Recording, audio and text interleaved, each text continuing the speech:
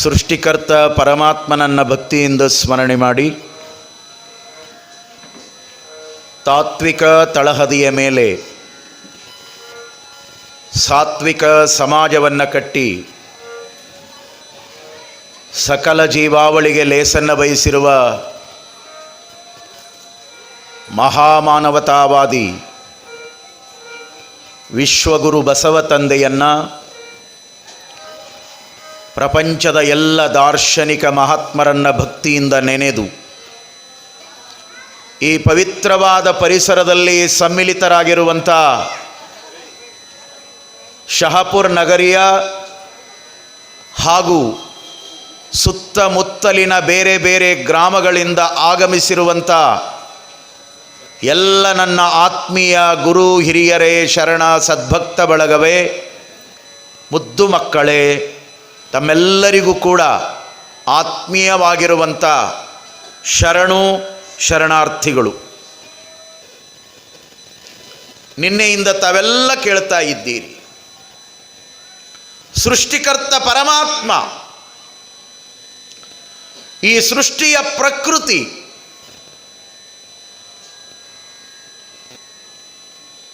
ಮಾನವರಿಗೆ ಬಹಳ ವಿಶೇಷವಾಗಿರುವಂಥ 5 ಸಂಪತ್ತುಗಳನ್ನು ಕೊಟ್ಟಿರುವಂಥದ್ದು ಬಹಳ ಅದ್ಭುತ. ಸಂಪತ್ತು ಅಂದ ತಕ್ಷಣವೇ ಬರೇ ದುಡ್ಡು, ರೊಕ್ಕ, ಹಣ, ಬೆಳ್ಳಿ, ಬಂಗಾರ, ವಜ್ರ, ವೈಡೂರ್ಯ, ಮುತ್ತು, ರತ್ನ, ಹೊಲ, ಮನೆ ಇದೇ ಅಲ್ಲ. ಇದರಾಚೆ ಈ ಜೀವನದೊಳಗ ಮನುಷ್ಯರು ವಿಚಾರ ಮಾಡಬೇಕು. ನಾವು ಯಾವುದು ಬದುಕಿನ ನಿಜವಾಗಿರುವಂಥ ಸಂಪತ್ತು? ರೊಕ್ಕ, ರೂಪಾಯಿ, ಬೆಳ್ಳಿ, ಬಂಗಾರ, ವಜ್ರ, ವೈಡೂರ್ಯ, ಮುತ್ತು, ರತ್ನ, ಹೊಲ, ಮನೆ ಇವೆಲ್ಲ ಭೌತಿಕವಾಗಿರುವಂಥ ಬಹಿರಂಗದ ಸಂಪತ್ತುಗಳು. ಇವು ಇರ್ತಾವ, ಇವು ಇಲ್ಲದಂಗನೂ ಆಗುತ್ತಾವ. ಹಾಗಂದ ಮಾತ್ರಕ್ಕೆ ನೀವು ಅನ್ಬಹುದು, ಏನು ಸ್ವಾಮೀಜಿ ಇವುಗಳನ್ನು ಬಿಟ್ಟು ಮನುಷ್ಯ ಬದುಕಲಿಕ್ಕಾಗ್ತದೇನು? ಖಂಡಿತವಾಗಿಯೂ ಆಗೋದಿಲ್ಲ. ಬದುಕು ಇದೆ ಅಂದ ಮೇಲೆ, ಈ ಜೀವನ ಸಾಗುತ್ತದೆ ಅಂದ ಮೇಲೆ, ಈ ಭೌತಿಕ ಪ್ರಪಂಚದಲ್ಲಿ ನಾವೆಲ್ಲರೂ ಬಾಳ್ತೇವೆ ಅಂದ ಮೇಲೆ ಈ ಭೌತಿಕವಾಗಿರುವಂಥ ಸಿರಿ ಸಂಪತ್ತು ಅದು ಒಂದು ಕಡೆ ಬೇಕು. ಆದರೆ ಮನುಷ್ಯ ವಿಚಾರ ಮಾಡುವಂಥ ವಿಶ್ವಧರ್ಮದ ಸಂದೇಶದ ಬಹುದೊಡ್ಡ ಧರ್ಮದ ಜೀವನದ ಸಿದ್ಧಾಂತ ಏನು ಅಂದ್ರೆ, ಆ ಸೃಷ್ಟಿಕರ್ತ ಆ ಎಲ್ಲ ಸಂಪತ್ತನ್ನು ಬಳಸಿಕೊಂಡು ಮನುಷ್ಯ ಆನಂದದ ಜೀವನವನ್ನು ಕಳೆಯುವ ಸಲುವಾಗಿ ಅವನು ಕೊಟ್ಟಿರುವಂಥ 5 ಅದ್ಭುತವಾದ ಸಂಪತ್ತುಗಳು. ನಿನ್ನೆ ತಾವೆಲ್ಲ ನೋಡಿದ್ದೀರಿ, ತಾವೆಲ್ಲ ಕೇಳಿದ್ದೀರಿ. ವಿಶ್ವಧರ್ಮ ಪ್ರವಚನದೊಳಗ ವಚನ ಧರ್ಮದ ಬದುಕಿಗೆ ಸಾಗುವ ಪೂರ್ವದಲ್ಲಿ ಈ ಸಂಪತ್ತುಗಳ ಅರಿವಿನ ಜಾಗೃತಿಯಾಗಬೇಕು ಮನುಷ್ಯನೊಳಗ.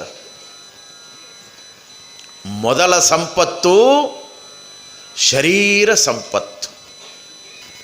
ಸುಮ್ಮನೆ ವಿಚಾರ ಮಾಡಬೇಕು ನಾವೆಲ್ಲ. ತಾಯಿಯ ಗರ್ಭದೊಳಗ ನೀನು ಶಿಶುವಾಗಿ, ಮಗುವಾಗಿ, ಪಿಂಡವಾಗಿ, ಚೋಟುದ್ದ ಮಾಂಸದ ಮುದ್ದೆಯಾಗಿ ತಾಯಿಯ ಗರ್ಭದೊಳಗಿರುವಾಗ ಆ ಪರಮಾತ್ಮ ಸೃಷ್ಟಿಕರ್ತ ನೀನು ಜಗತ್ತಿಗೆ ಬಂದು ಬದುಕಬೇಕು ಅಂತ ತಿಳ್ಕೊಂಡು ತಾಯಿಯ ಗರ್ಭದಿಂದ ನೀನು ಜಗತ್ತಿಗೆ ಹುಟ್ಟಿ ಬರುವಾಗ ಅವ ಎಷ್ಟು ದೊಡ್ಡ ಕರುಣೆಯ ಕೃಪೆಯನ್ನು ಮಾಡ್ತಾನಂದ್ರ, ಹುಟ್ಟಿದ ಮಗು ಬದುಕಬೇಕು ಅಂತ ತಿಳ್ಕೊಂಡು ಅವ್ವನ ಎದೆಯೊಳಗ ಹಾಲನ್ನು ಚಿಮ್ಮಿಸ್ತಾನಲ್ಲ, ಇದು ಪರಮಾತ್ಮನ ಲೀಲಾ.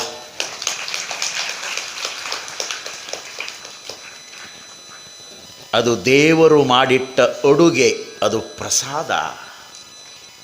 ತಾಯಿಯ ಹಾಲು ಅದು ಈ ಮಾಂಸದ ಮುದ್ದೆಗೆ, ಈ ಜೀವನಕ್ಕೆ ಅಮೃತ. ಇವತ್ತಿನ ಮೆಡಿಕಲ್ ಸೈನ್ಸ್ ವಿಶ್ವಸಂಸ್ಥೆ ಹೇಳ್ತದೆ, ತಾಯಿಯ ಎದೆಯ ಹಾಲಿಗಿಂತ ದಿವ್ಯವಾದ ಔಷಧಿ ಈ ಜಗತ್ತಿನೊಳಗೆ ಬೇರೆ ಯಾವುದೂ ಇಲ್ಲ. ಇದು ಮನುಷ್ಯರು ಮಾಡಿದ್ದಲ್ಲ, ದೇವರು ಮಾಡಿದ್ದು. ಎಂಥ ಸಂಪತ್ತುಗಳನ್ನು ಕೊಟ್ಟಾನ ಭಗವಂತ. ಆ ಹಾಲು ಆ ಮಗುವಿಗೆ ಆರೋಗ್ಯವಾಗಬೇಕು, ಆ ಮಗುವಿಗೆ ರಕ್ತವಾಗಬೇಕು, ಆ ಮಗುವಿಗೆ ಶಕ್ತಿ ಆಗಬೇಕು, ಆ ಮಗು ನಳನಳಿಸಿ ಬೆಳೀಬೇಕು. ಏನು ಭಗವಂತ ಮಾಡಿದಾನೆ ಈ ಜಗತ್ತಿನೊಳಗ, ಈ ವಿಶ್ವದೊಳಗ. ಸುಮ್ಮನೆ ನಾವು ಕುಡಿದು ಬೆಳೆದಿರುವ ಹಾಲಿಗೆ ಬೆಲೆಯನ್ನು ಕಟ್ಟಲಿಕ್ಕಾಗಲ್ರಿ. ಏನು ದೇವರು, ಏನು ಸೃಷ್ಟಿ, ಏನು ವಿಶ್ವ.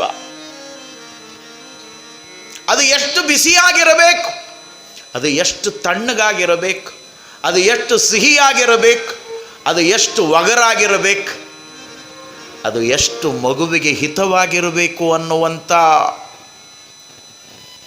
ಆ ಅಮೃತವನ್ನು ಪರಮಾತ್ಮ ಸೃಷ್ಟಿ ಮಾಡ್ತಾನಲ್ಲ. ಒಂದು ಮಾತನ್ನು ತಾವೆಲ್ಲ ತಿಳ್ಕೋಬೇಕು. ಈ ಜಗತ್ತಿನೊಳಗ ವಿಜ್ಞಾನ ಇಷ್ಟು ಬೆಳೆದದಲ್ಲ, ಒಂದರಂಗ ಒಂದನ್ನು ತಯಾರು ಮಾಡ್ತದೆ ಜಗತ್ತು. ಏನೆಲ್ಲ ಡುಪ್ಲಿಕೇಟ್ಗಳನ್ನು ಮಾಡ್ತದೆ ಈ ಜಗತ್ತು. ಆದರೆ ಇವತ್ತಿಗೂ ವಿಜ್ಞಾನಕ್ಕೆ 2-3 ಪ್ರಶ್ನೆಗಳು ಸವಾಲಾಗಿ ನಿಂತಾವ. ಆ ಸವಾಲಿನ ಮಾತುಗಳು ಯಾವುವು ಅಂದ್ರೆ, ವಿಜ್ಞಾನ ಹೇಳಬಹುದು ಏನಂತ, ಅವ್ವ ಊಟ ಮಾಡ್ತಾಳ, ಸಜ್ಜಕ ತುಪ್ಪ ತಿಂತಾಳ, ರೊಟ್ಟಿ ತಿಂತಾಳ, ಚಪಾತಿ ತಿಂತಾಳ, ಅನ್ನ ಬ್ಯಾಳಿ ಉಣ್ತಾಳ, ಅದಕ್ಕಾಗಿ ಅವ್ವನ ಎದೆಯೊಳಗೆ ಹಾಲು ನಿರ್ಮಾಣ ಆಗ್ತದಂತ ವಿಜ್ಞಾನ ಹೇಳಬಹುದು. ವಿಜ್ಞಾನಕ್ಕೊಂದು ನಮ್ಮ ಪ್ರಶ್ನೆ, ಸಜ್ಜಕ ರೊಟ್ಟಿ ಚಪಾತಿ ಬ್ಯಾಳಿ ಅನ್ನ ಎಲ್ಲ ನಿಮ್ಮ ಕೈಯಾಗ ಕೊಡ್ತೀವಿ, ಇದನ್ನೆಲ್ಲ ಕೂಡಿಸಿ ಹಾಲು ಮಾಡ್ರಿ, ಇದನ್ನೆಲ್ಲ ಕೂಡಿಸಿ ಹಾಲು ಮಾಡ್ರಿ, ಸಾಧ್ಯ ಏನು? ಇವತ್ತಿನವರೆಗೂ ಇಲ್ಲ. ಬೇರೆ ಹಾಲನ್ನು ಹಾಕಿದ್ರೆ ಮಗುವಿನ ಆರೋಗ್ಯ ಕೆಡುತ್ತದೆ. ಅವ್ವನ ಹಾಲು ಅದು ಪ್ರಸಾದ ರೀ, ದೇವರು ಮಾಡಿದ ಪ್ರಸಾದ. ಅದು ರೆಡಿಮೇಡ್ ಫುಡ್ ಅದ.